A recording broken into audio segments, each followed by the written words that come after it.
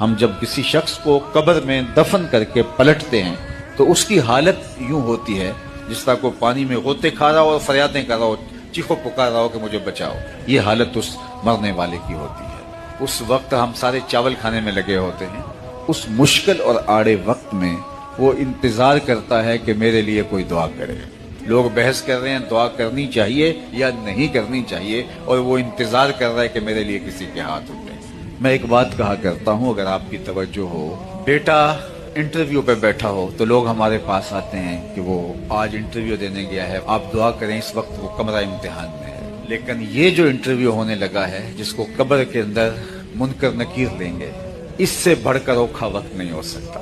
اس لیے اس وقت دعاؤں کی ضرورت ہے کہ اللہ ہمارے بھائی کو، ہمارے باپ کو، ہماری ماں کو، ہمارے اس عزیز کو اللہ استقامت عطا کرنا، اس انٹرویو میں کامیابیاں عطا فرمانا۔ اس وقت ہم سارے چاول کھانے میں لگے ہوتے ہیں۔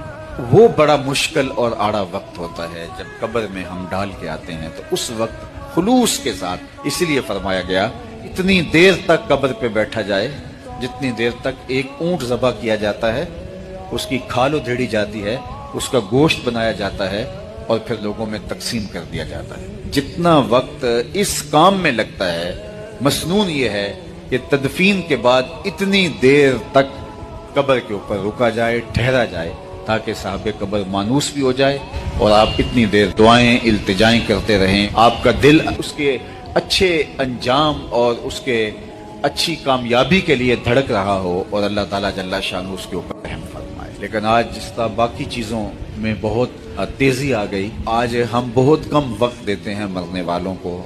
بہت سارے لوگ تو جنازے سے ہی واپس آ جاتے ہیں، چلو کچھ لوگ جنازے کے بعد تدفین میں شامل ہوئے، تو تدفین میں بھی بس کوشش ہوتی ہے کہ جلدی جلدی جو ہے وہ سمیٹے اور واپس آ جاؤ۔ اتنا وقت بھی دیں، جس نے باپ نے ساری زندگی دی، جس ماں نے ساری زندگی دی، جس بھائی نے ساری زندگی دی، آج ہمارے پاس اتنا وقت نہیں ہوتا۔ ہم چاہتے ہیں جلدی جلدی سمیٹو، واپس جانا ہے۔ جبکہ مسنون کیا ہے؟